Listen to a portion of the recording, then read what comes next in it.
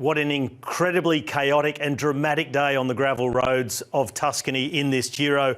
It gave us everything we expected and then even more on top of that. The first pivotal moment of this stage was in one of those gravel sectors. Lewis Hamilton carrying too much speed into one of the corners, trying to set up his team leader, Egan Bernal, and it took out a number of riders. Principal among them, Primoz Roglic, right in the centre of the road, who bounced back to his feet very quickly. Tom Pidcock still clipped into his pedals upside down. Immediately after that happened, and in fact setting it up when it was happening, Isaac del Toro made his first move of the race. He went so hard in a downhill that he created a gap between himself and all the rest. And then behind him it was a scramble. Timon Arendsman emerged from the dust with Wout Van Aert in his wheel. Van Aert getting free rein to ride his own race in search of a stage victory.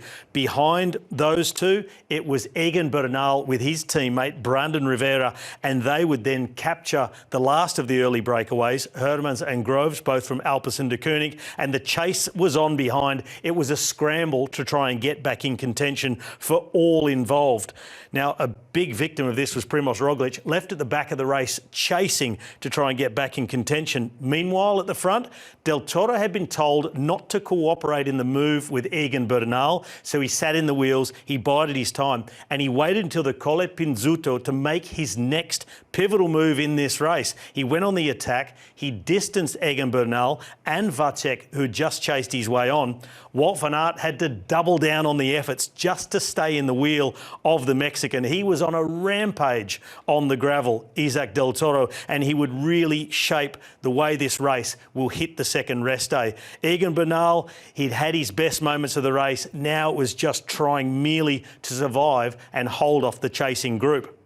Bernal would be caught by the rest of the favourites, but up the front, Del Toro, he'd had the go-ahead to not just go in search of a pink jersey, but to try and win the stage as well. But Wout Van Aert, he was able to follow the Mexican on the Via Santa Caterina, that steep pinch up into the centre of Siena, and at just the right moment, with the experience of a Strade Bianche winner, Wout Van Aert, he made his move. He punched through and then he defended himself through the final corners to prevent Del Toro coming back and trying to pip him in a sprint.